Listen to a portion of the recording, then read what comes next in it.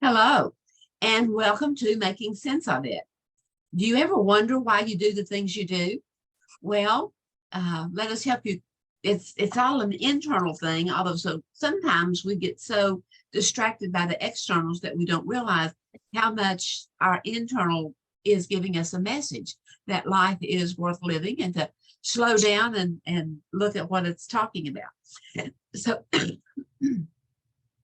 we are here to help you understand the wonderful concepts of choice theory and reality therapy and how they can make such an impact in your life, founded by Dr. William Glasser.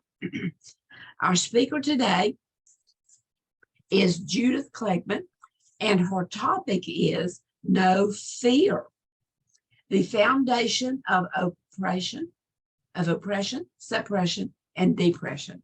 So Judith is going to share with us, and we're ready for you. Take it away. Thank you, Mona.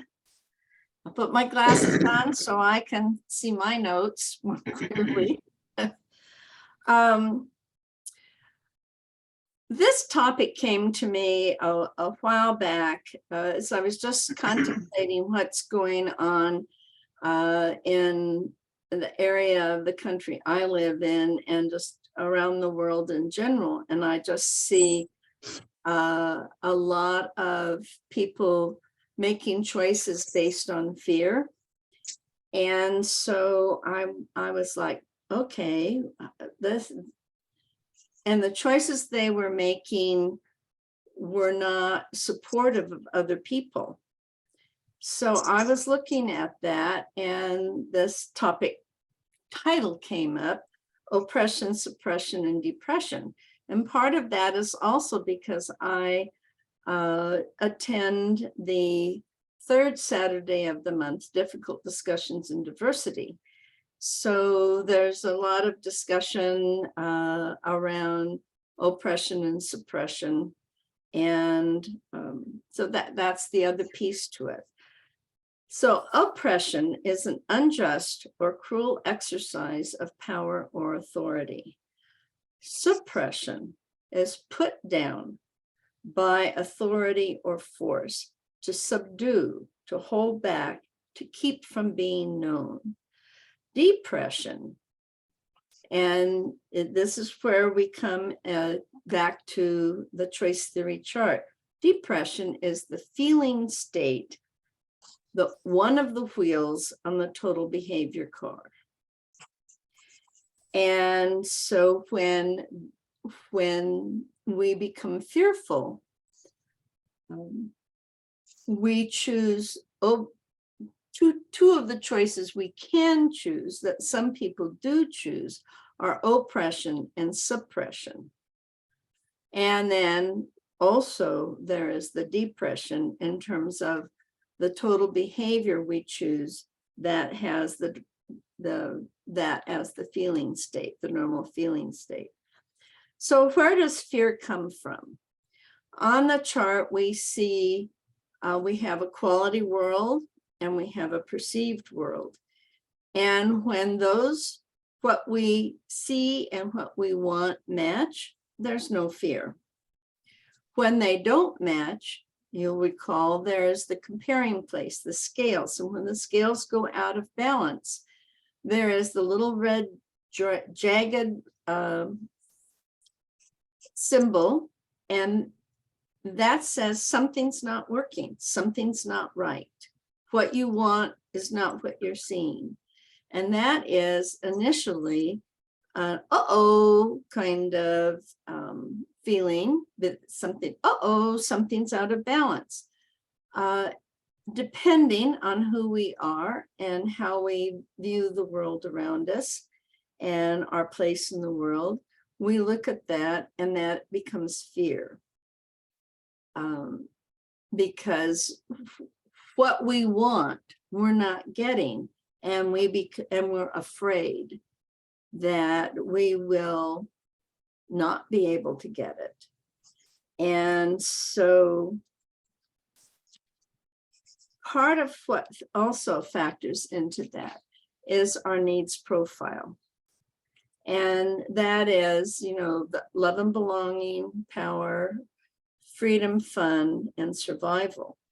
Those are, when I've looked at those in my lifetime, I do see that those are not evenly across the board.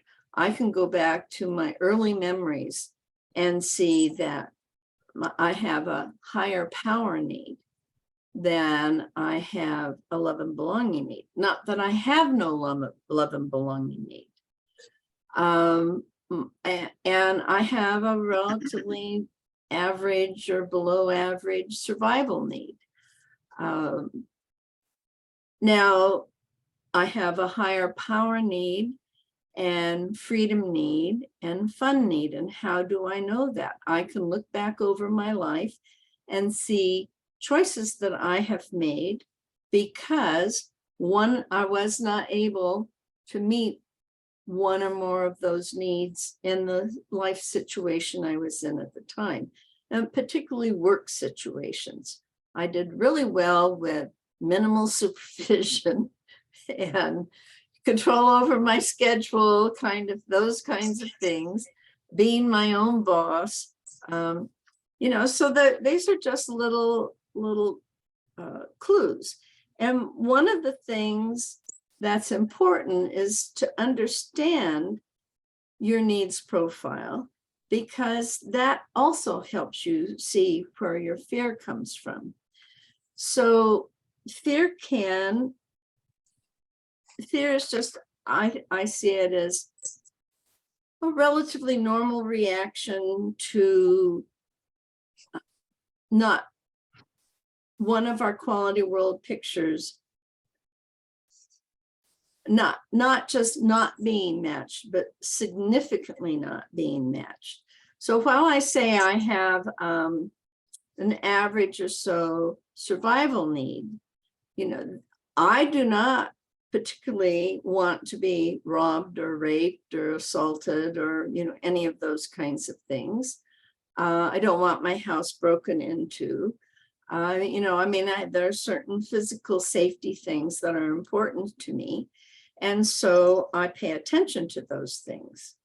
I've already mentioned power, fun, and freedom. In love and belonging, I have a few very close friends, and I pay good attention to those relationships.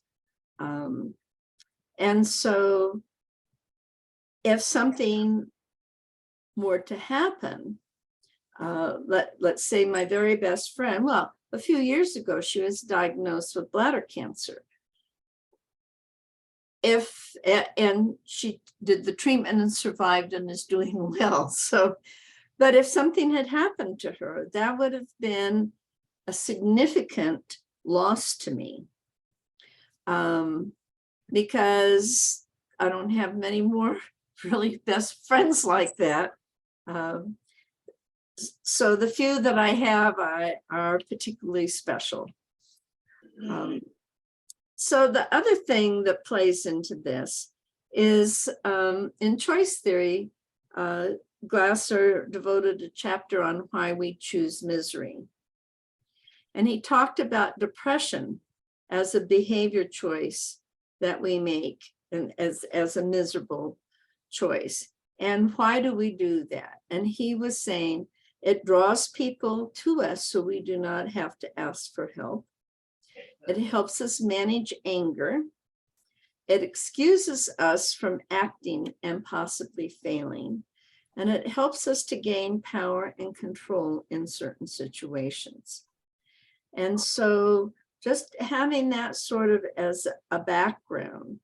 What I want to say is knowing all of the above does not prevent feelings of depression or anxiety. However, knowing that all behavior is purposeful, that one tenet has allowed me to use my curiosity to dive into what's really going on, to look there at what is the quality world picture that I want that I'm not getting, and why am I not getting it? What is going on in the external world? what in that external world can I control? What can I not control? Some of the things that I've identified in terms of me is loss, the loss, still wanting to control that over which I have no control. And I mentioned safety, and what I remind myself is safety is a myth. There is no safety. And for the people at TSA, that's really difficult for them to appreciate. I had a brother who was really into personal defense, and he said, if they let anybody on board with a pencil or a pen, they have let somebody on board with a weapon that can kill. Mm-hmm. Therefore, why are they going through carry-on luggage down at the bottom where there's a nail clipper, when the person has, 2 pens sticking in their pocket? Well, we won't go into why that happens, but I'm just going back to safety is a myth. So another loss comes with the myth of certainty. There is no certainty.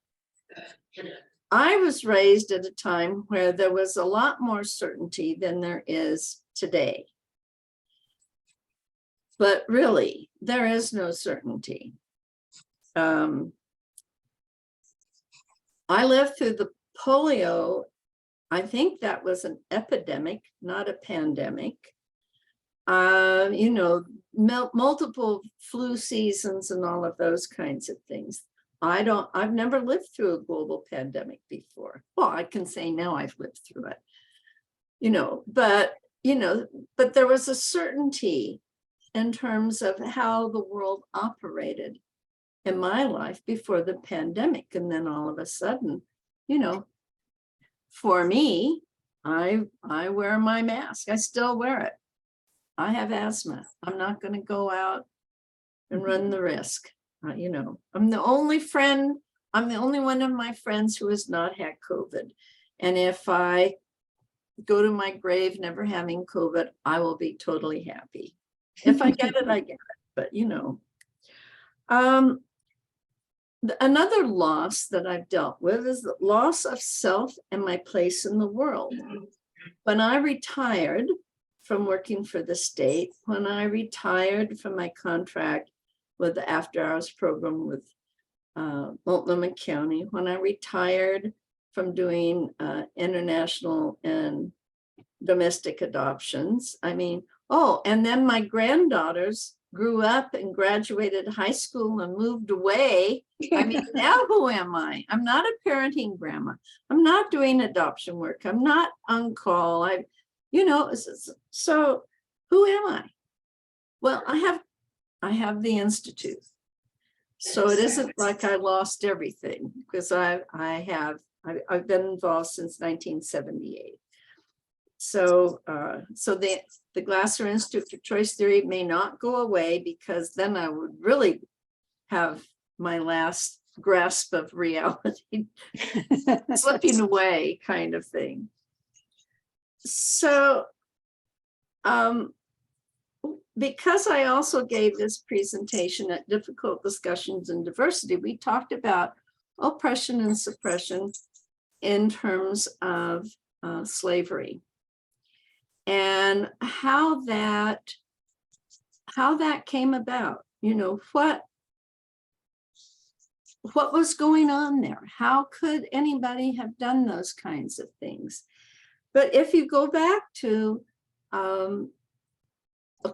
the quality world, so the people who had plantations had quality world pictures, not unlike many people today, of living well, of having money, of having prestige and esteem.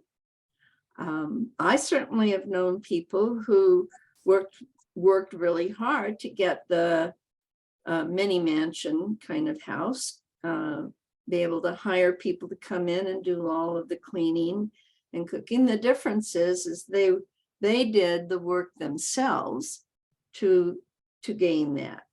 In the early decades of our country, in order to have that level of wealth and opulence, they used slavery. And all that, I mean, I don't mean all in a dismissive way. That was the behavior they chose. They had something that they wanted. They looked out at the fields and said, I can't do this myself. And to have everything that I want, I can't pay people to do this. And then, you know, and slavery was something that, well, I mean, long before Africans were enslaved in the United States, there was slavery. I mean, it isn't that this is the only or first time slavery occurred.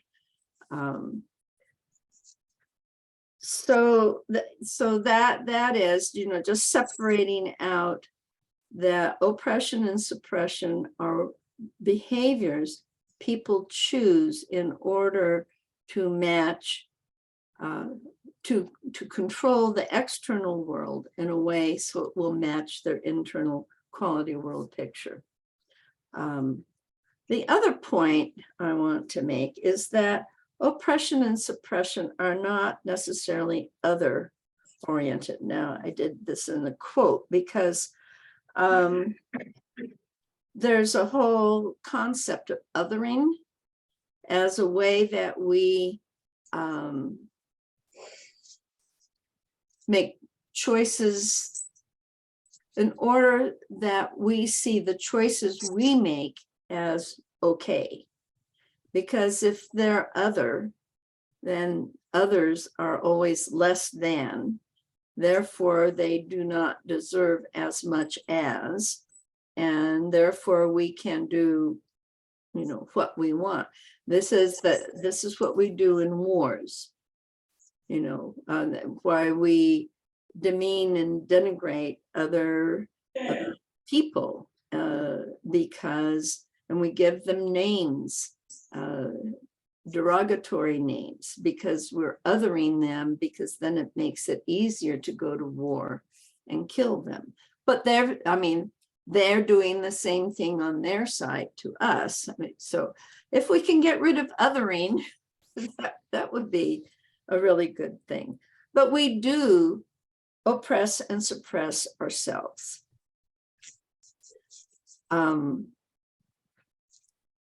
And the main way we do that is through depressing. If we have a quality world picture and we do not know how to manifest it in the external world, and we desperately want this, we are going to we're going to turn on ourselves. We're going to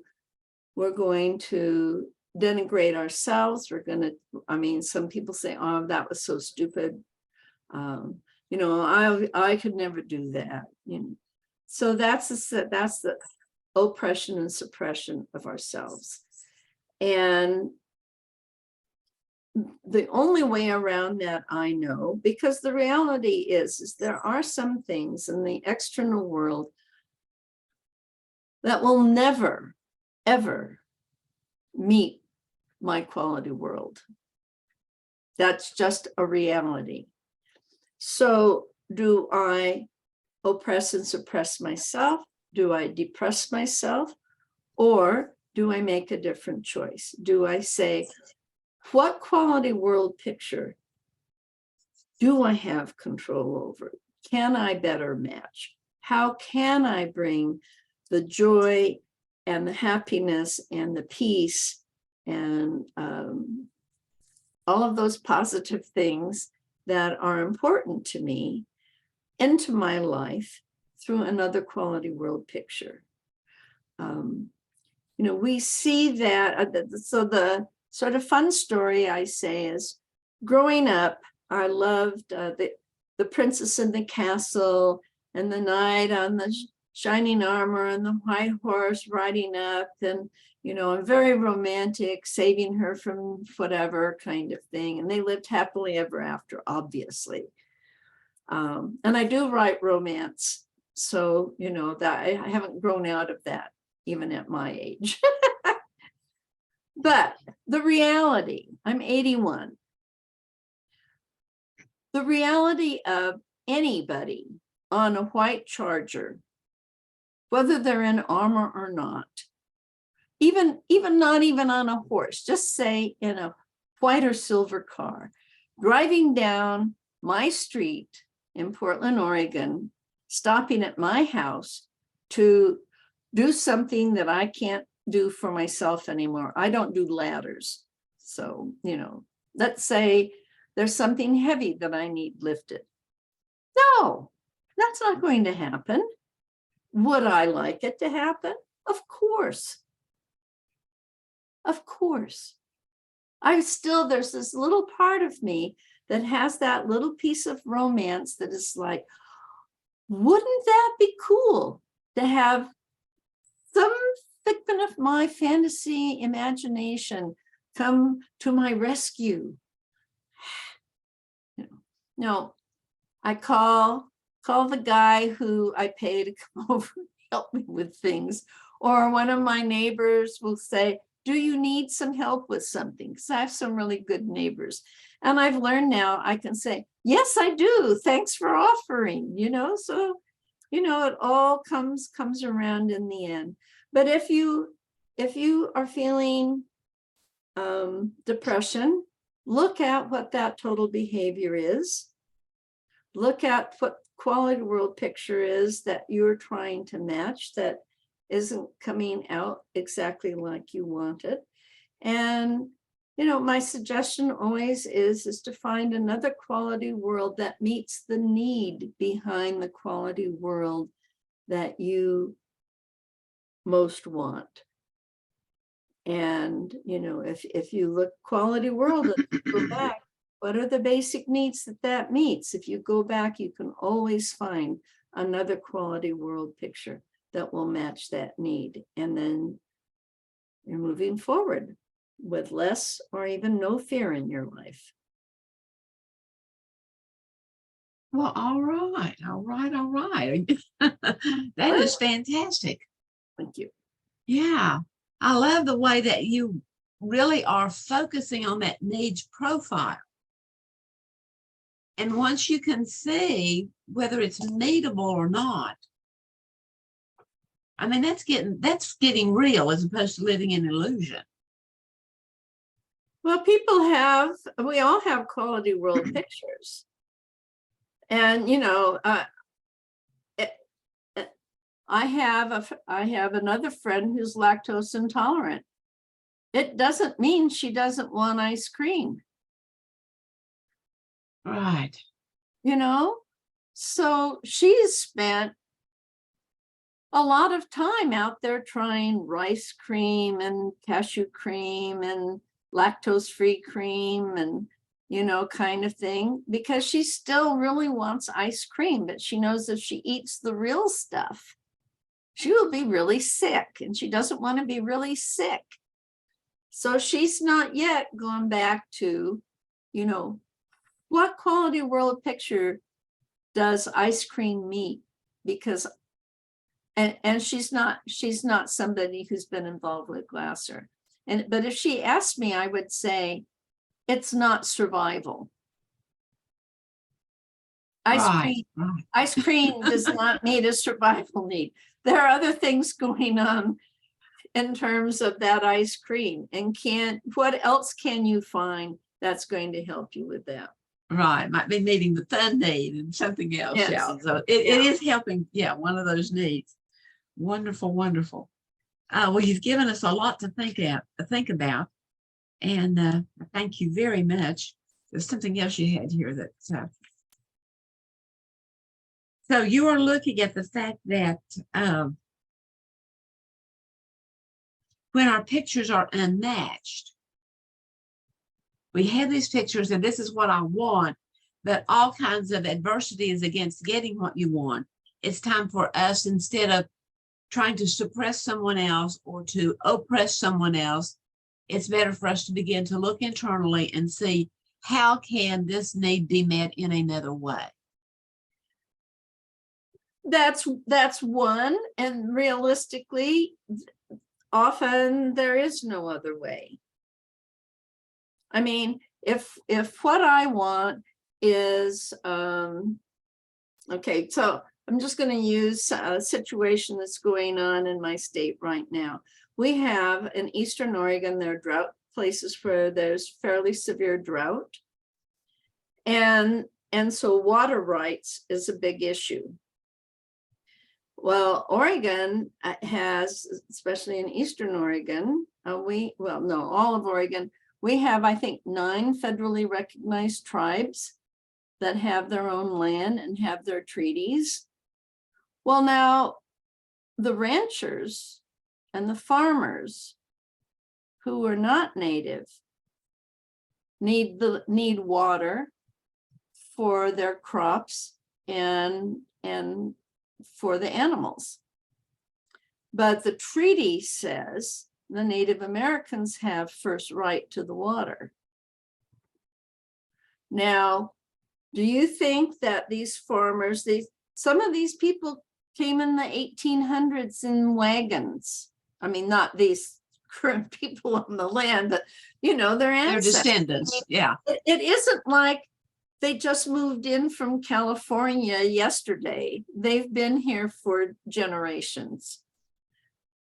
So are they just going, oh, well, okay, if I don't get any crops, if all of my animals die, that's okay because we have this treaty? No, that's not what they're doing. That's not what they're saying. And there isn't any other rain. There isn't. This is the water source. Right, right. So there are some no's in life that are literally no's.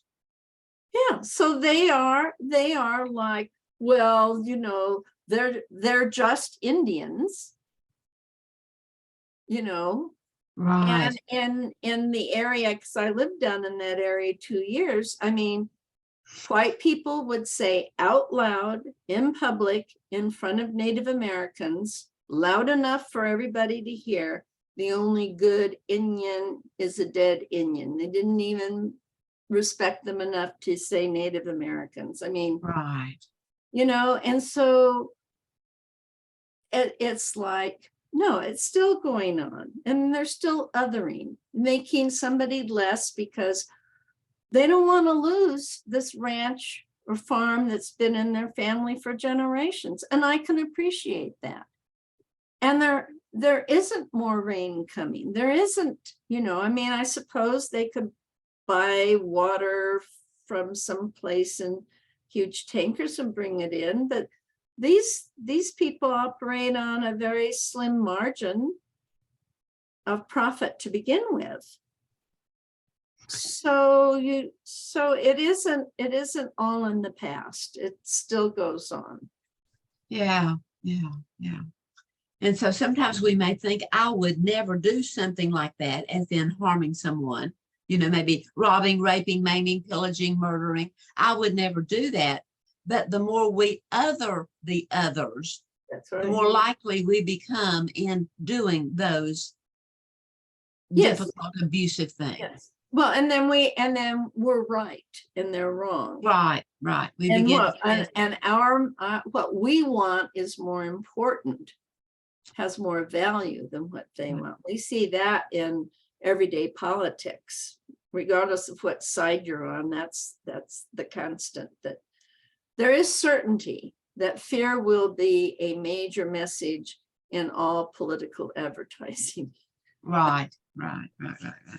Well, this has been very insightful, and thank you very much, Judith, and thank all of you that are watching live. And we're going to stop the airwaves, and then we'll have discussion that you can give comments or or ask questions. So thanks for being here and good mental health.